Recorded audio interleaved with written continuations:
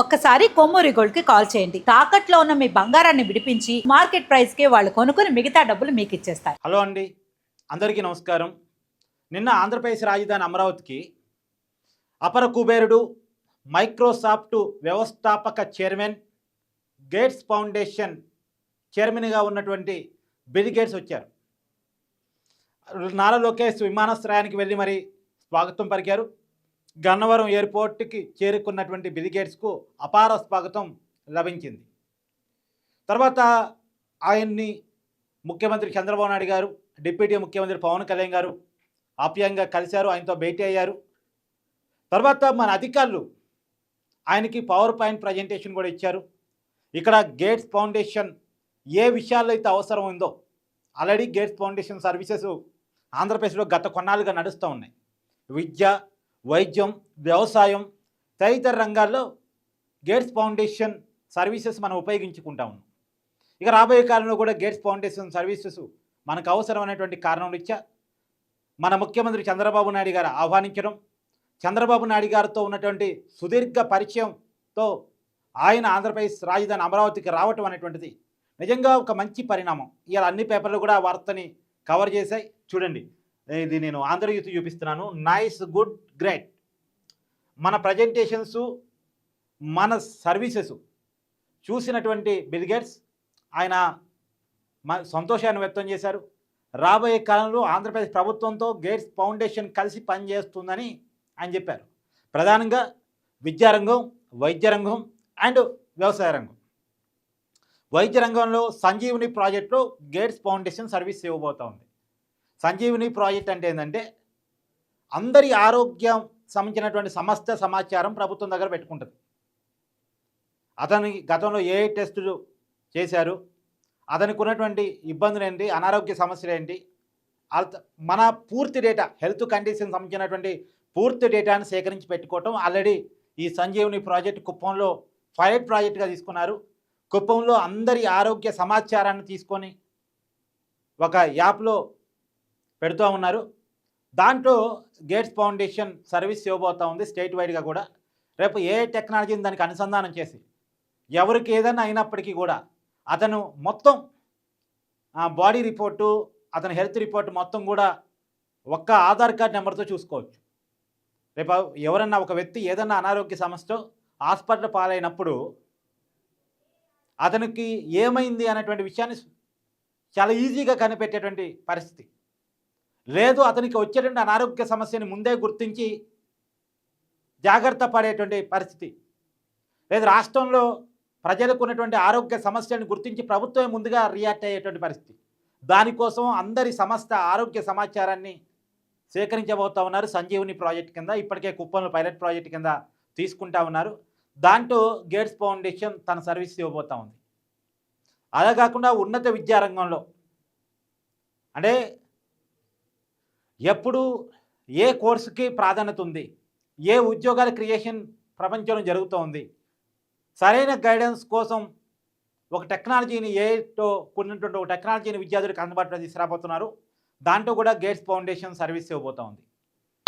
పైగా వ్యవసాయ రంగంలో అంటే ఈ సంవత్సరం ఉండేటువంటి వర్షపాతం ఎంత, అధిక వర్షపాతం ఉండబోతుందా, అల్ప వర్షపాతం ఉండబోతుందా, వాతావరణ పరిస్థితులు ఏ రకంగా ఉంటాయి, నేల పరిస్థితి ఏంటి, ఎన్నిసార్లు భూసార పరీక్ష జరిగాయి, గతంలో జరిగిన భూసార పరీక్షల్లో ఆ నేల స్వభావం ఏమని తేలింది, సో ఇప్పుడు ఆ నేలకి ఆ పరిస్థితులకి ఏ పంట కరెక్టు, గతంలో ఆ పంటకు దిగుబడి ఎలా వచ్చింది, ఇవన్నీ కూడా సమస్య సమాచారాన్ని సేకరించి పెట్టుకుని రైతులకు ఎప్పుడు కావాలంటే అప్పుడు రియల్ టైం అడ్వైస్, ఇవన్నీ కూడా రియల్ టైం అడ్వైస్.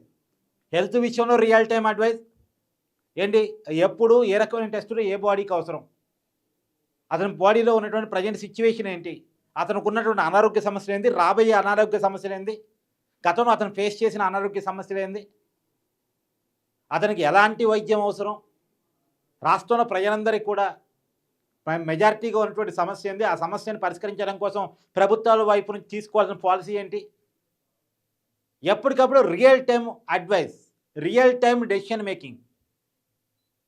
అలాగే విద్యారంగంలో కూడా బయట మారుతున్న పరిస్థితులు ఏంది, ఎంతమంది ఏ కోర్సుకు అవసరం,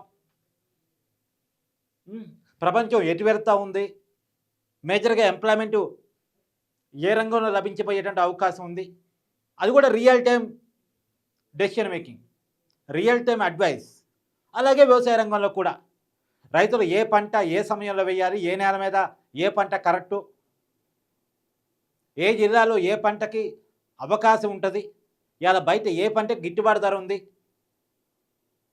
ఏ పంట ఎంత మేరకు అవసరం. అంటే సహజంగా ఒక పంటకి ధర ఉందంటే రైతులంతా పొలమని అదే పంట వేసేస్తారు, తర్వాత గిట్టుబాటు ధర దొరకదు. అంత ముందు సంవత్సరం ఉంటుంది, ఆ పంట వల్ల లాభం వస్తుందనే కారణం చేత ఎక్కువ మంది ఆ పంటని రైతులు సెలెక్ట్ చేసుకుంటారు. ఎక్కువ మంది రైతులు ఒకే పంట వేయటం ఫలితంగా ఆ పంట యొక్క గిట్టుబాటు ధర తగ్గిపోయింది. ఎందుకంటే డిమాండ్ కంటే సప్లై ఎక్కువ ఉంటుంది కాబట్టి. ఎప్పుడు కూడా డిమాండ్ సప్లై ఒక రకంగా ఉండాలి, ఒక కొలమానంలో ఉండాలి. ఆ కొలమానంలో ఉండేటట్టుగా సజెస్ట్ చేయగలిగే వాళ్ళు కావాలి. ఆ బాధ్యతను ప్రభుత్వం తీసుకోబోతుంది గేట్స్ ఫౌండేషన్ సహకారంతో. సో బిల్ గేట్స్ రావటం అనేటువంటిది రాష్ట్రంలో ఒక ప్రణాళికకి, ఒక మంచి సాంకేతిక సర్వీసెస్కి, వ్యవసాయ రంగంలో, విద్యా రంగంలో, వైద్య రంగంలో సర్వీసెస్కి ఖచ్చితంగా వాళ్ళ అవకాశం, వాళ్ళ అవసరం ప్రభుత్వానికి ఉంది. సో ఇది ఒక మంచి పరిణామంగా చూడాలి. ఇవాళ అన్ని పేపర్లు కూడా దీన్ని కవర్ చేశాయి, ఒక్క సాక్షి పేపర్ తప్ప. సరే వాళ్ళు కవర్ చేయరు, కవర్ చేయకపోయినా పర్లేదు, విషయం చెప్పేటువంటి ప్రయత్నం చేస్తున్నారు. బిల్ గేట్స్ మీద ఈ మధ్య సోషల్ మీడియాలో రకరకాల ఆరోపణలు వచ్చాయి కదా. ఆ ఆరోపణలు ముందు పెట్టి బిల్ గేట్స్ రావటం ఏంటి, వీళ్ళు స్వాగతం పలకటం ఏంటి, బిల్ గేట్స్ ఏదో ఎత్తకపోవడానికి వచ్చాడు, బిల్ గేట్స్ ఏదో నాశనం చేయడానికి వచ్చాడు అన్నట్టుగా క్రియేట్ చేస్తున్నారు. ఇది ఒక విచిత్రకరమైన పరిణామం. ఇప్పుడు ఆరోపణల ఆధారంగా ఏవో సోషల్ మీడియా ఆరోపణలు పట్టుకొచ్చి, ఇప్పుడు గౌతమ్ అదానీ మీద కేసు ఉందండి, మరి అదానీ ప్రోడక్ట్స్ మనం ఏమైనా వద్దంటున్నామా, అదానీ పెట్టుబడులు ఏమైనా వద్దంటున్నామా, అదానీతో జగన్మోహన్ రెడ్డి గారు అనేక ఒప్పందాలు చేసుకున్నారు. ఇప్పుడు జగన్మోహన్ రెడ్డి గారి మీద 20 సిబిఐడికి ఈడీ కేసులు ఉన్నాయి. జగన్మోహన్ రెడ్డి గారు ముఖ్యమంత్రి కాదు అని చెప్పామా, ఆయన గెలిచాడు, ముఖ్యమంత్రిగా పదవీకాలం చేపట్టాడు. ముఖ్యమంత్రి హోదాలో ప్రధానమంత్రిని గారు గెలుస్తున్నప్పుడు ప్రధానమంత్రి గారు మనం ఏమైనా డిమాండ్ చేస్తామా, మా ముఖ్యమంత్రిని మీరు రానికండి, మా ముఖ్యమంత్రి మీద కేసులని అని చెప్పాము మనం ఏమన్నా. ఆ కేసులే, ఆరోపణలే పనే కదా. పైగా జగన్మోహన్ రెడ్డి గారన్నా కనీసం కేసుల విషయంలో జైలుకి వెళ్ళి బెయిల్ మీద ఉన్నటువంటి వ్యక్తి. బిల్ గేట్స్ అలా కాదు కదా, జైలుకి వెళ్ళే వ్యక్తిని కాదు కదా, అతని మీద ఏ విచారణ సంస్థలు కూడా ఆరోపణ చేయట్లేదు కదా. అంటే ఆరోపణ చేయడానికి కూడా ఒక హద్దు పద్దు ఉండాలి. ఇదే బిల్ గేట్స్ గతంలో చంద్రబాబు నాయుడు గారు ఉమ్మడి రాష్ట్ర ముఖ్యమంత్రిగా ఉన్నప్పుడు హైదరాబాద్ వచ్చారు. చంద్రబాబు నాయుడు గారి పనితీరుని మెచ్చుకొని మైక్రోసాఫ్ట్ కంపెనీని హైదరాబాద్లో పెట్టారు. అది పెట్టడం ఫలితంగా దాని కారణంగా అనేక ఐటీ కంపెనీలు హైదరాబాద్ వచ్చాయి. న్యూ హైదరాబాద్ క్రియేట్ కాబడింది. న్యూ హైదరాబాద్ క్రియేట్ కాగలిగింది. ఇవాళ మనం న్యూ హైదరాబాద్ చూస్తున్నాం. ఒకప్పుడు హైదరాబాద్ అంటే Abids, Koti, Narayanguda, Himayat Nagar, RTC cross road. కానీ ఇవాళ హైదరాబాదు జూబ్లీ హిల్స్, బంజారా హిల్స్, గచ్చిబౌలి, హైటెక్ సిటీ, ఇది కదా మనం చూస్తున్న హైదరాబాదు. దీనికి పునాది ఎక్కడ పడింది, మైక్రోసాఫ్ట్ ఐటీ కంపెనీతో పడింది. చంద్రబాబు నాయుడు గారు ఆహ్వానించారు. చంద్రబాబు నాయుడు గారి గురించి చెకింగ్ చేసుకొని మైక్రోసాఫ్ట్ అధినేత బిల్ గేట్స్ వచ్చారు ఆ రోజు. మామూలుగా బిల్ గేట్స్ రాజకీయ నాయకులకు అపాయింట్మెంట్ ఇవ్వరు, కానీ చంద్రబాబు నాయుడుకి ఇస్తారు. ఎందుకంటే చంద్రబాబు నాయుడుకి ఉన్న విజన్ అది ఆయన తెలుసుకున్నారు. అప్పటి నుంచి ఆ రిలేషన్ కొనసాగుతూ పోతుంది. ఇది రియాలిటీ. సో బిల్ గేట్స్ రాకని మీరు ఎలా చూస్తున్నారు అనేది కూడా కామెంట్ రూపంలో తెలియజేయండి. Thank you.